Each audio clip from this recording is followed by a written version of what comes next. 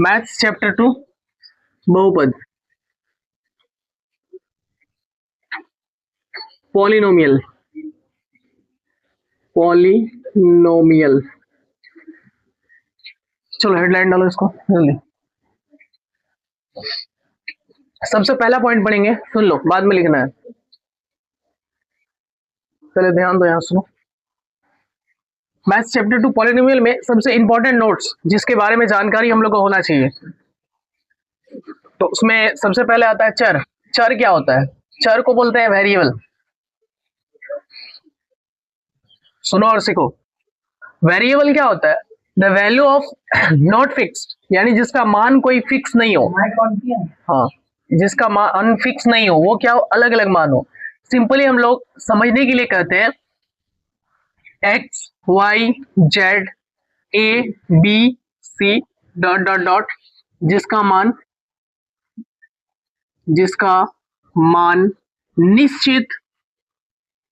निश्चित ना हो। समझ में आया?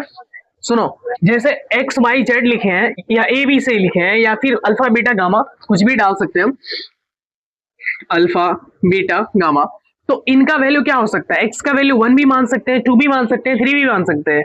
सेम इसी तरह वाई का वैल्यू भी है 1 2 3 4 5 6, कुछ भी। जेड का और ए बी सी या अल्फा बीटा गामा का भी वैल्यू हम लोग अलग अलग मान सकते हैं। क्या एक ही जैसा होगा? नहीं होगा ना, तो अलग अलग मान सकते हैं। इसी को हम लोग क्या बोलते हैं? चर। दूसरा होता है अचर। और चौर अचर, ये खाने वाला अचार नहीं है। ये कौन सा अचर है? ये है कांस्टेंट, CONSTANT, कांस्टेंट। कांस्टेंट क्या होता है? तो द वैल्यू, द जिसका मान निश्चित होता है, द फिक्स्ड वैल्यू, जिसका मान निश्चित होता है, निश्चित होता है। अब निश्चित मान कब होगा? तो जैसे कि अब मान लो एग्जांपल में अगर हम लोग 1 लिखें कि तुम्हारे पास एक सेब है, एक एप्पल है, तो एक ही एप्पल रहेगा ना? क्या बदल जाएगा? 2 हो जाएगा? नहीं। तो जो नंबरिंग वैल्यू होता है, न्यूमरिक वैल्यू होता है, यानी संख्यांकिक अंक होता है, वो फिक्स होता है। तो इसी तरह 1 2 3 4 5 6 डॉट डॉट डॉट, ये सभी क्या है? अचर। क्या बोलेंगे इसको? अचर या कांस्टेंट। कोई डाउट? आगे, इससे आगे कोई दिक्कत है किसी को यहां तक? अगर ये नहीं समझेंगे तो बहुपद समझने में दिक्कत होगा, इसीलिए सबसे पहले ये इंपॉर्टेंट है। चर हो गया, अचर हो गया। अब आता है गुणांक। समझना है गुणांक। इंग्लिश में बोलते हैं कॉफिशिएंट। कॉफिशिएंट, कॉफिशिएंट क्या होता है? चर से पहले लगा अचर। थोड़ा अलग डिफिनेशन है, बस समझना है। चर के पहले लगा कोई अचर, यानी जो वेरिएबल होगा, ये वेरिएबल देखो हम इंग्लिश बोलेंगे ज्यादातर, तो ये जो वेरिएबल होगा, इस वेरिएबल से पहले अगर कोई नंबरिक वैल्यू लगा हुआ है, यानी कोई अचर लगा हुआ है, कांस्टेंट लगा हुआ है, तो उनको हम लोग क्या बोलेंगे? गुणांक बोलेंगे। किस तरह से? तो चर से पहले लगा अचर, उसका गुणांक कहलाता है। उसका गुणांक कहलाता है। अब उसका गुणांक कैसे कहलाएगा? तो ध्यान से सुनो। जैसे कि एग्जांपल में हम लोग लिखे हैं 2x, ठीक है? तो 2x जो लिखे हैं, तो ये x क्या है? बोलो, x क्या है? और उससे पहले कौन लगा हुआ है? 2। 2 क्या है? 2 क्या है? चर। 2 क्या है? यानी वेरिएबल। 2 क्या है? वेरिएबल। 2 क्या है? और उससे पहले, 2 से पहले क्या लगा हुआ, मतलब x से पहले क्या लगा हुआ है? 2। तो ये 2 क्या है? कांस्टेंट। क्या है ये? कांस्टेंट। इंग्लिश का यूज करो।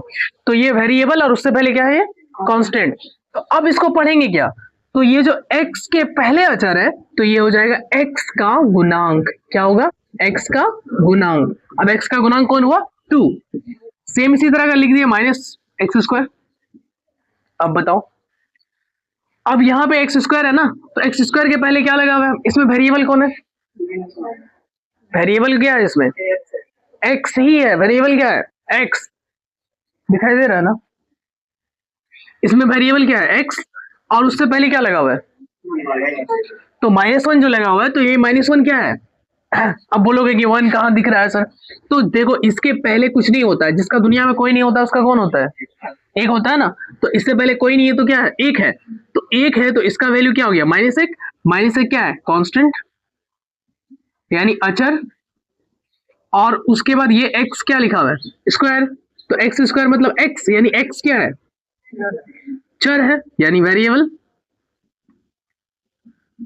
वेरिएबल यानी चर हो गया। अब इसको पढ़ेंगे कैसे? जैसे इसमें पढ़े थे, x का गुणांक क्या हुआ था? 2। तो इसमें क्या पढ़ेंगे? x स्क्वायर का गुणांक क्या पढ़ेंगे? बोलो। एक्स स्क्वायर का गुणांक -1। कोई दिक्कत यहां तक? इसके बाद आगे एक और एग्जांपल देखो, जैसे लिखा हुआ है -4x² -x + 1। आप बताओ, इसमें एक्स स्क्वायर का गुणांक कौन होगा? एक्स स्क्वायर का गुणांक बोलो क्या होगा? ऑब्जेक्टिव में पूछता है। फिर एक्स का गुणांक क्या होगा?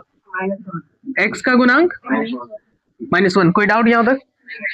तो ये कुछ इंपॉर्टेंट थे। इसके बाद हम लोग पढ़ेंगे आगे एक और डेफिनेशन, जिसको बोलते हैं घात। इंपॉर्टेंट है, समझ लेना है। क्या लिखे हैं? घात। बोलना है घात। इंग्लिश में क्या बोलेंगे? पावर। इंग्लिश में क्या बोलेंगे? बोलते हैं ना, आओ तुम्हारे अंदर कितना पावर है देखते हैं। तो जैसे हम लोग किसी को चैलेंज करते हैं, तो इसका मतलब क्या करते हैं? उसका घात को चेक करते हैं, उसका पावर को चेक करते हैं। तो वही पावर उसका घात होता है। लेकिन यहाँ पे जो घात होगा या पावर होगा, किसी ना किसी वेरिएबल का होगा। किसका होगा? किसी ना किसी वेरिएबल का ही घात होगा, सबका घात नहीं होगा। वेरिएबल है तभी उसका घात पॉसिबल है।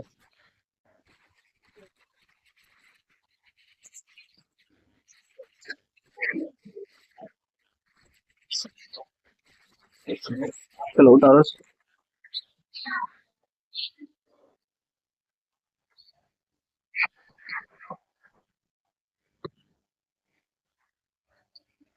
देखो, ऑन तो करे थे हम। अच्छा कोई बात नहीं, एडिट में हो जाएगा। चलो देखो, लिखो घात। सुनो पहले, घात